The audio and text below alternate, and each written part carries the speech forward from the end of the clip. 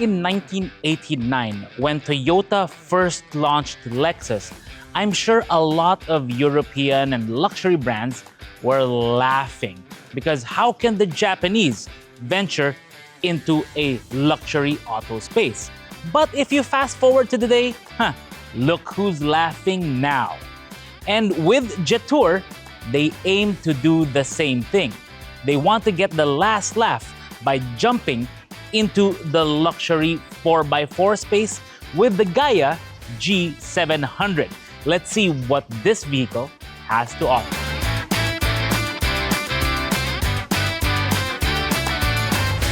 Hey everyone, Vince here from AutoIndustriya, and today we are taking a look at the Jetour, or is it just GAIA now? GAIA G700. Yes, it is their first foray into being a true luxury brand, much in the same way that Lexus became what it is for Toyota, same with Acura, same with Infiniti for the Japanese brands. Now, what's curious about Jetour is, of course, they are a Chinese manufacturer, part of the Chery Group or the Chery Holding Group. There's a bit of a difference in how it's organized there, but maybe they've changed it, but that's how we understand what they're doing.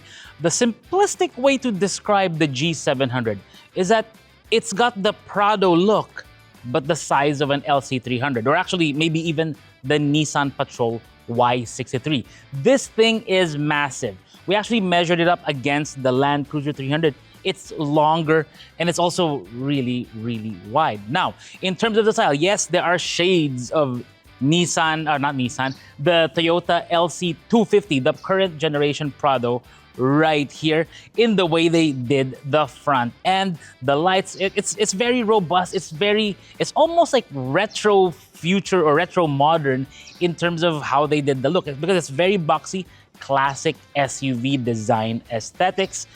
Jetour, nicely spelled out here with this jewel thing, very classy. It's got the radar here, of course, for the ADAS, and this very tough looking bumper, which we really do like. Now, the approach and departure angles of this one, actually the approach angles are, I think it's around 35 degrees overall, which is actually really good. You even have tow points down there, or at least, for pulling your friends out of a jam if you need to when you're going off-road. You can do so with this. But yes, if you pull out now, you'll see the length of the vehicle. It's well over 5 meters long. I think it's around 5.4. Powering the G700 is not a V8, it's not a V6, it's actually an inline-4. And it's a 2-liter inline-4 gasoline engine. And by the way, I like that it has the struts there, although the hood doesn't open up quite as high. But yes, 2-liter turbo gasoline engine. But the trick here is, of course, when you look around here, you'll see the orange conduits, the high voltage lines, because that is for the 800-volt hybrid system. Yes, this one is a PHEV, and it's a dual motor PHEV, one in front, one motor in the back, and all of them unusually combining for 904 PS. Now, when they do the numbers for the, I guess, the horsepower or the PS of this, they like to just add everything up, which is kind of odd because I don't think that's how it works, which is why normally when you get a Toyota hybrid, you have the engine power and then you have the engine or the motor power, and when you add them up, it doesn't match up with the combined because you have to do some different computation for that. You can't just add them together. But again, if you're an engineer, let me know in the comments below how you actually arrive at that. I would rather put it on a dyno, which I don't have an access to a 4-wheel dyno to be able to do that. Anyways, so it's got 904 PS by their estimation, and it's got over, I think, over 1,100 Newton meters of torque overall. And it's got a DHT, or a dedicated hybrid transmission. But the key thing here is that there is no mechanical connection between the front and the rear. It's all electronic, dual motor. So it's not like a, let's say, a classic 4x4 system with the drive shaft going to the back. The front fenders, very robust. Same with the wheel arches in this flat black. The wheels are also really, really nice. Now, it may look like a beadlock, but that's not beadlock, just for the design. It does have nice Michelin tires. Now, the side mirrors, of course, very 4x4-ish. It's actually quite square, which is really nice. And it does come with the cameras. Actually, it has two right here, one here and one here. So it's got so much camera coverage inside. You can shoot a movie with this thing, which is really nice. It also, if you notice, there's no side step, or is there? Because when you pull that out, see that? You've got the retractable side steps down there, so it makes it very easy, and then it just tucks in. So if you're going off-road, it's actually going to be useful because you have the extra ground clearance there. And by the way, as it stands in normal suspension height, yes, because it's got air suspension, it's got around 230 millimeters of ground clearance. Also, one thing I want to note here in the back is when you're getting in and out, you do have to be a bit careful because it has the same tendency as, let's say, some of the Land Cruiser and the Prado, where the mud can get stuck here, right? A lot of these 4x4s have that thing, because if you notice, the wheel arch, the wheel arch, it's not continuous, so it's not really going to protect. So if you step in there and then touch this while you're getting in and out, you're gonna get a little bit of mud on you. So keep that in mind when you're getting in and out from the back of this. Now, this is a plug-in hybrid, so there is a charger port right here. It is a Type 2 CCS or CCS2. So you have the AC charging there for regular charging at your house. And if you have a fast charger, it can accept the CCS2, giving you, I think, the maximum rate or the maximum speed of charging is 170 kilowatts thereabouts. So, hey, if you have access to that, you can top up the battery very nicely. Now, here in the back, we'll see a few things. You'll see here, of course, G700, and it's nice. It's black, but you have Gaia over here. Now, Gaia is, they're marketing it as a new brand of Jetour, or kind of their premium brand. Like I said, it's kind of like their Lexus, but it's really specific for the 4x4s. But you can see here, classic 4x4 looks with a robust bumper in the back as well, even also with the toe points. You can see a trailer hitch there in the middle. And it's got the connector, I think that's for the brake, either the brake lights, I think it's for the brake lights, not for the air, the air brake type of thing. Anyways, rear spare tire, very classic, and your camera is mounted there. So if you're driving one of these, also one more camera up top. Yes, lots of cameras here.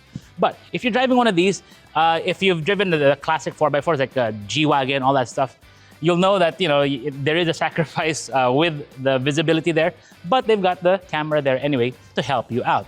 Now, to open the tailgate, and it really is a tailgate, you push that button there, and you get welcomed by the space. Now, it has to be said that the space here is going to be limited. I mean, it's around 120 cm wide, goes up to around 90 cm. I'll check that out, but these are power seats, so it is a 3-row. So let me pull that up. So that's what it looks like when it is deployed, right? So you can have 6 people sit in the car, 2 in the front, 2 in the middle, and 2 more in the very back.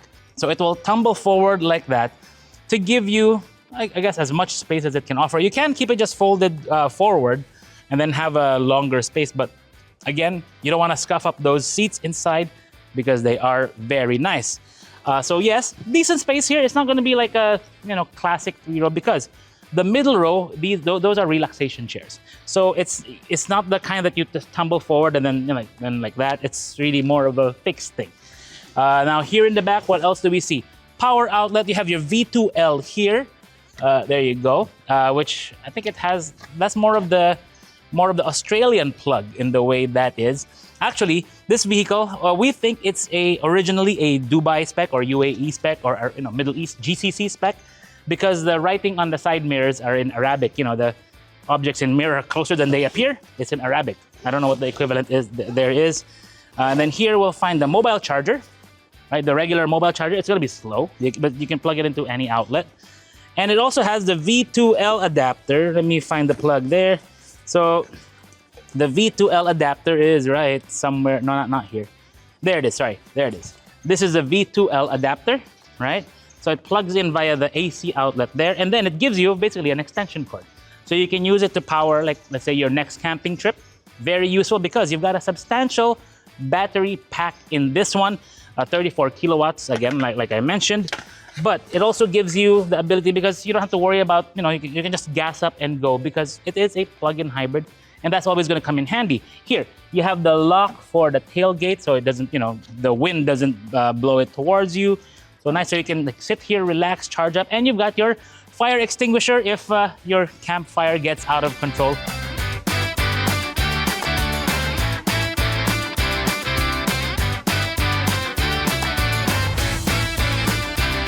So we start our journey inside the Jetour G700 or Jetour GAIA G700 in the back seat. Now, we could start with a third row, but to be honest, that's not what you buy this vehicle for. I mean, yes, adults can fit there very comfortably. You have your own AC vents, so great stuff. But you really buy it for this row because this is where a lot of, like people who buy this are gonna sit.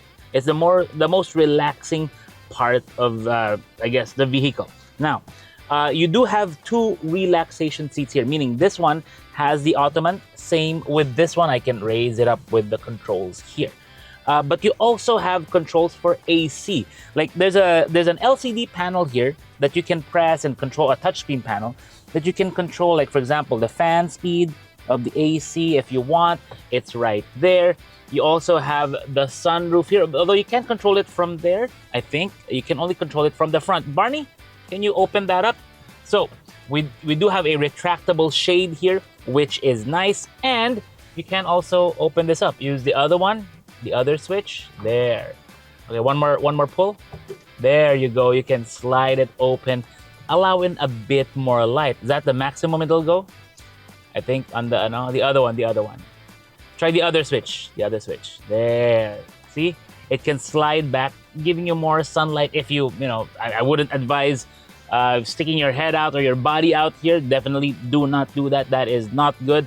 But if you want more sunlight, want more air, you can definitely do so. And it also has that air screen or wind screen that prevents, like air from really just destroying the ambiance inside the vehicle. So that's what it is. Now, it has to be said though that this is a premium experience, and then you have like this contour map thing going on the side. It lights up very nicely. You do have the door handles here. Like if you look at door handles here, the way it opens, you pull this up and then it opens there. You do have the Lexicon audio system here, which is very nice. By the way, I tried it earlier. Fantastic stuff. And this nice aluminum grille. Your power window switches are here on top of the windowsill, which is great because that's something that the Land Rover does. And that's something that Jetour wants to do too. Grab handle here, aircon vents, grab handle here, another speaker here, which is rather nice. But the great thing here is if you like entertainment. So if you control this, right? If you notice, look right here, it should pop up or pop down, drop down. This is your drop down screen and it's very clear. It's a far cry from a lot of what we've seen before. And it's not like the projector that I think it was Aito that did that. For me personally, this is better if you want a rear entertainment, but you can also connect your phone to it. I think you can. Anyway, there it is, the mirroring there. You can mirror your phone to this one. If you so wish, you can control the audio system there. It's all very cool. Now, it has to be said that this isn't the actual prime configuration yet, because when you start looking around the features, particularly for this seat, then it's just above and beyond what you would normally expect. Now, this does have the adjustable backrest, and you can slide it control from here, meaning if your chauffeur is going to do things for you to adjust this, they can. Like if you get in, they want to give you the maximum space. But you also have a very nice tray table here just for this seat. This one does not get it. So if you want to work, you can work. If you want to put your phone here, stand it up there, you can, or your tablet. Or if you want to eat, definitely good as well, because it's not going to suddenly, tilt down because the way they did the mechanism, very nice. But the great thing here is that this has a function where you can turn it into a, I guess, your footrest. So if I press the button here on this side, one touch, just observe this, watch how it adjusts. So it is going to fold all the way down, right? Which it's going to be great because it's going to fold it down and then it kind of turns into a footrest. So I'm going to remove my shoes here for a bit so I can actually use it. I don't want to scuff up the backrest of that. So basically, there you go. There you go. Use that, and then you put your ottoman up here, like the leg rest here. See that? Very cool. Okay, and then lean back your seat, and basically what you have is a lounge. I apologize for my socks. It's kind of old, but yes, this is really nice. Now, this is what they do actually in China. A lot of these cars, they have this feature, particularly luxury Chinese vehicles, to turn this into a footrest so you can chill out. Because I think after lunch, they like to do this kind of thing and just, relax. It's going to be great. And the fact that it's a PHEV means that you're doing this in pure electric power and you're just, enjoying the AC or enjoy the sunlight and just chill, watch a movie, or mirror your phone, whatever you want to do, you can do it right here. But eventually, I do have to drive it, so let's get to the front seat. There is no other way to describe it other than the interior of this one is really impressive. Like on every front that we can think of. When it comes to technology, I mean, look around, look at the screens, that massive 34.3-inch LED screen, the LED screen there. And then you have this screen here, also a touchscreen, by the way. You control everything through there. More on that in a bit. But the number of features, the ergonomics, the way everything is laid out, it's very logical. Like I have my EV button here, the crawl control here, the sharp turn control. They call it tank turn in some, but basically it grabs the inner wheel to give you a tighter turn on loose surfaces. You have the X mode here for like the different drive modes, very large. That's not your transmission control, by the way. That's for the drive systems of the vehicle. Let me get it out of there. See, you can see all the graphics there, very nice. So eco, normal, sport, snow, don't need that. Mud, sand, and rock. But right now we'll put it to eco, and the engine came on when we put it into sport mode. Now, the steering wheel, also very nice. The touch points are all gonna be soft. Like it's either the soft leather or the brushed aluminum or at least matte aluminum trim there, which by the way, it all just feels solid. It even has these little, things here to help protect it from being, accidentally pressed, which is good. And by the way, the torque on the buttons, very nice. And by the way, these are dual type buttons over there. You do have controls here for your seat ventilation, all that stuff.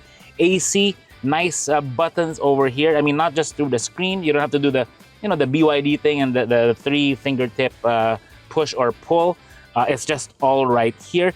You have AC vents here, like over here. Same on the other side. By the way, double AC vents on the wings of the dashboard. If you look there, like you can point one up, point one down. It boggles the mind why they would need that, but it's a nice touch nonetheless. And then, to continue with the theme of being an off-roader, they have a contour terrain map there, topographical type of map.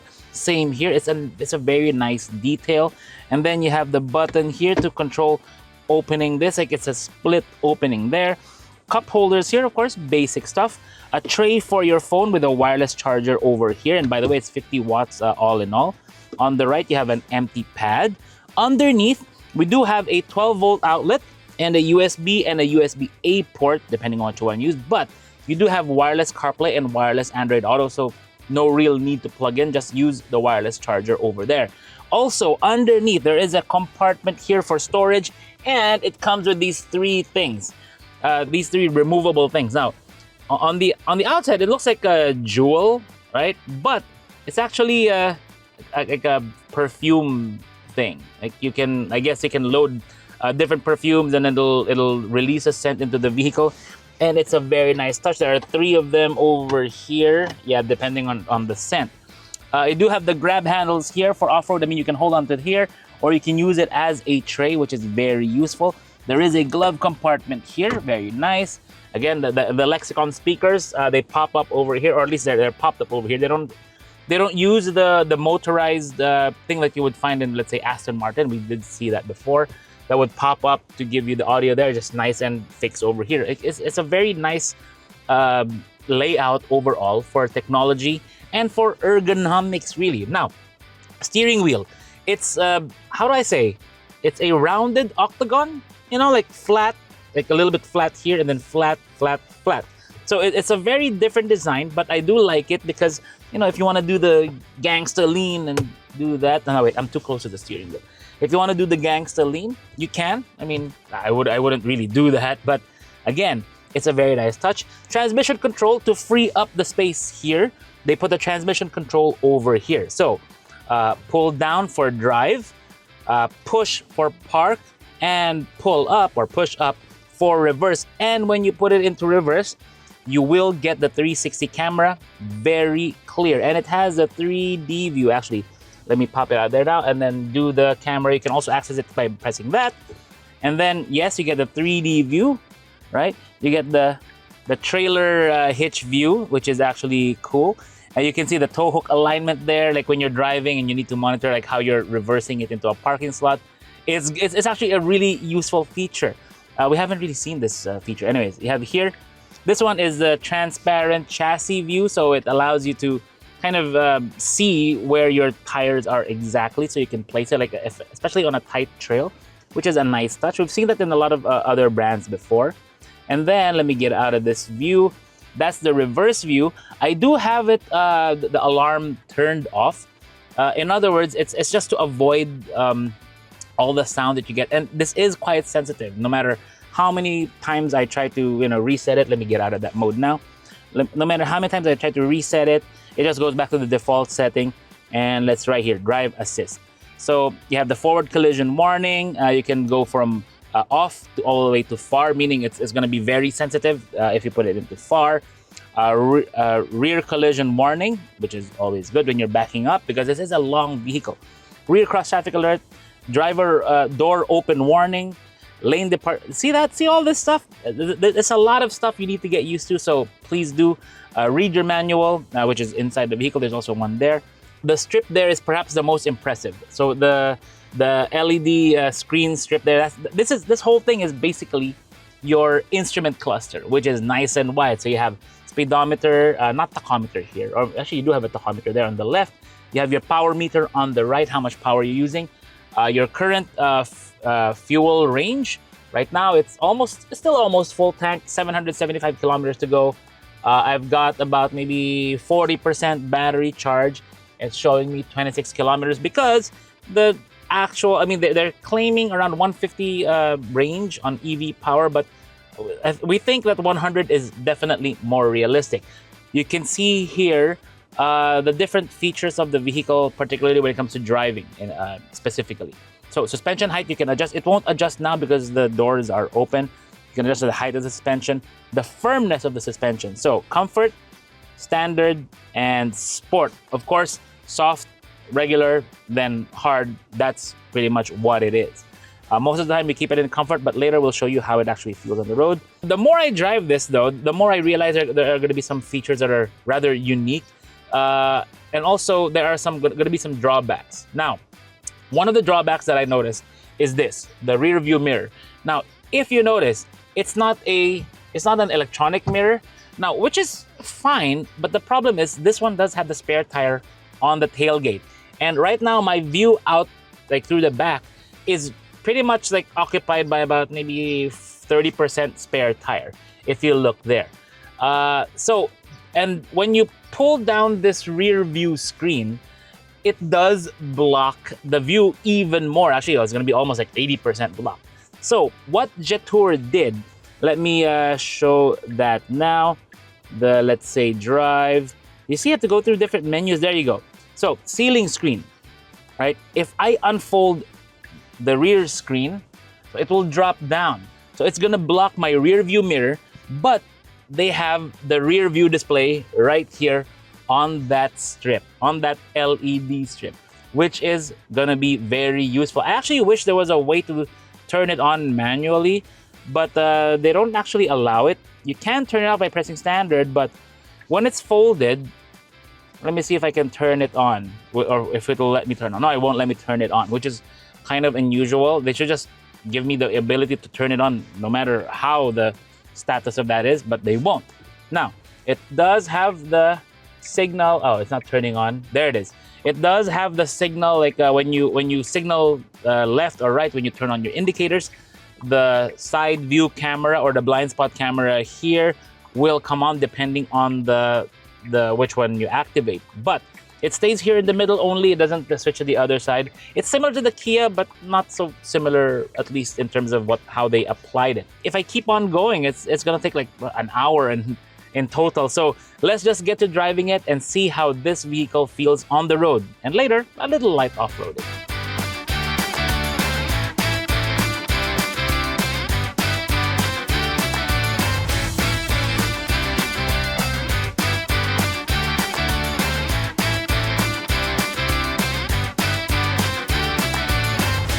If you just sat down on the driver's seat of the Jetour G700, then I would strongly advise that you speak, and listen intently to what the sales agent is going to brief you on when it comes to driving their vehicle. I mean, I do hope that the sales agents are fully briefed on how to explain this car to a customer, because there's a steep learning curve, or at least a lot to get used to when it comes to technology.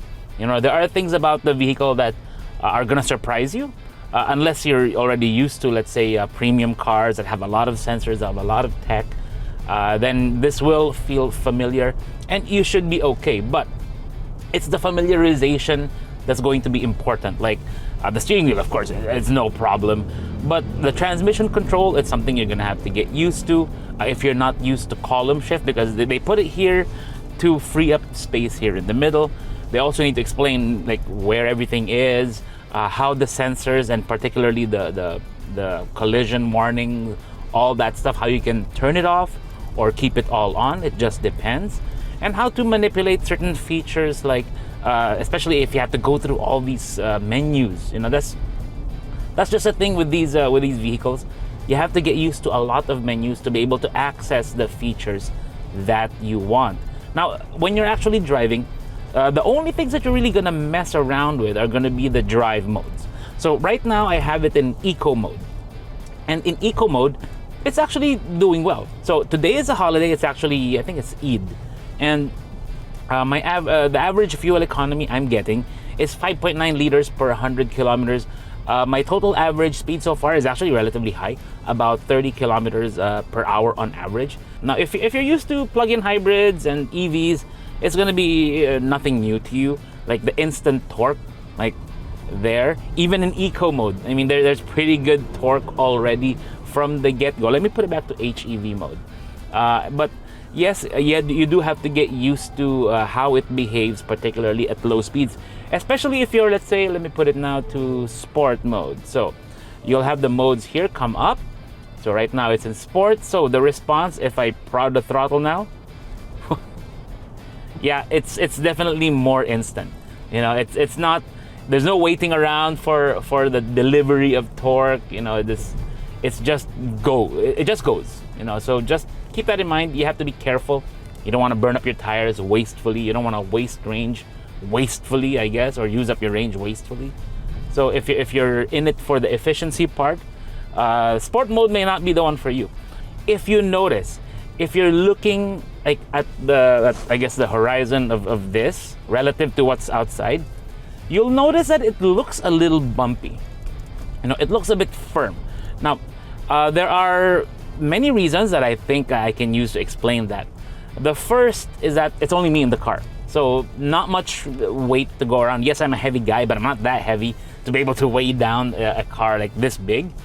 So a vehicle like this is supposed to be beefed up to be able to handle, well, 7, or in this case, 6 people. So, and right now with me in the car, the vehicle is basically underweight, for what they spec it to be. And it's weird that I can actually say that. Where I really want to see how this behaves and how this performs is on something with a bit more mud, a bit more green, a bit more fun in the background. So let's head on over to the mountains and see how this performs, not really off-road, just on a dirt road. All right, so here we are driving the Jetour G700 off-road-ish. I mean, it's just a really, really rough road. We have it in rock mode right now. I don't really need to. I can just keep it in the regular modes. Should be no problem. But I thought I'd put it there to, optimize it if I ever have to encounter one of those really deep elephant holes that you would encounter in a road like this. And of course, I've got it set to the high ride height so I can have a bit of, extra ground clearance for the rocks. There are a lot in this area.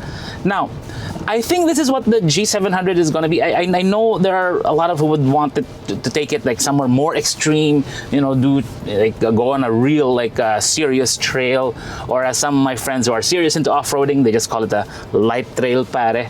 But this one I think is where this is at home. You got your stuff, you got your camping gear, and you just want to go somewhere, pitch tent at a campsite that you booked. You can have your tent, you can have your awning. Maybe not a rooftop tent, that would kind of really spoil the panoramic or the dual sunroof of this.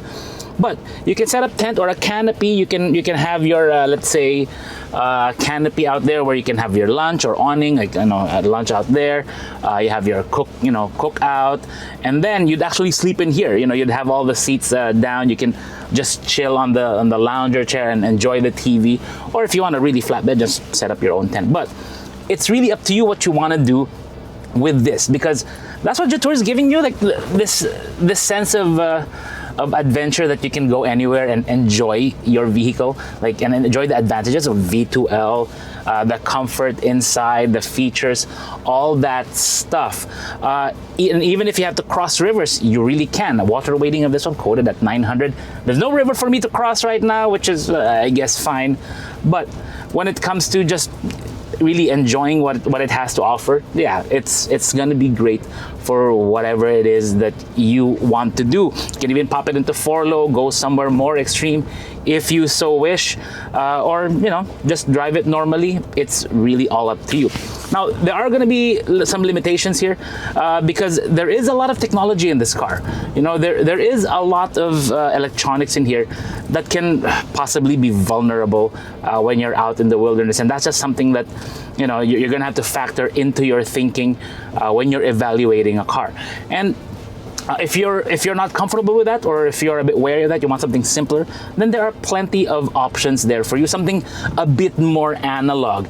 And I know some guys really will like that analog 4x4 feel and 4x4 experience, and that's what that's not really what this offers. It offers a more electronic assisted, sophisticated kind of thing.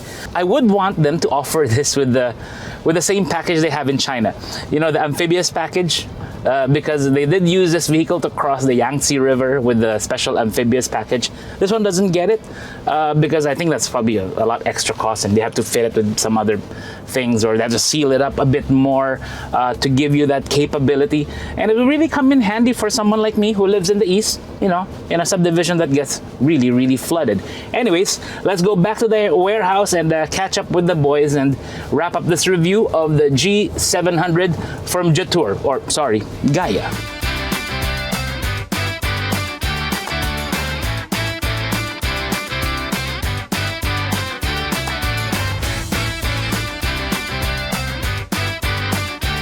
We really have to give props to Jetour for attempting this. And they really made a great effort of it, because the interior, the experience, definitely very upscale, and the capability seems to be there. Now, I wish we had a more thorough 4x4 experience with the G700, but this vehicle is actually owned by the owner of Jetour Philippines, so I don't want to take it into a trail and have, scratches all around. Sorry guys, I'm not gonna do that. That's his car, not mine. He lent it to me because he wanted to see what I thought about it. And here it is. They really pulled out all the stops when it comes to creating a luxury 4x4 experience. We already showed you that. Now, there are going to be some things that we think they can really improve on, which is number one would be the air suspension. Yes, it's nice to be able to adjust the height and adjust the spring rates of the air springs. I would have just preferred a standard suspension. My opinion is actually the same with the Nissan Patrol, because they could have just gone for a simpler steel, spring regular type of suspension to give you the comfortable ride right away, and maybe forego some of the nicer things like, again, the adjustable height. Yes, it's nice, but not really necessary. And if they can knock off a bit of the price, which by the way, this one is 4.488 million, I think it would be good. Like, let's say if they remove the air suspension and then go for a regular suspension, maybe, I don't know, 3.8, 3.5 million. We can only hope. Anyways, this is Vince of Auto Industria. Thank you for watching. Don't forget to like and subscribe if you found this video useful. Share it to your friends who are in the market for something like this, a vehicle that's as brusco as a Prado and, you know, has all the nice trimmings inside. Anyways, let's go drive it some more and enjoy what the G700 has to offer.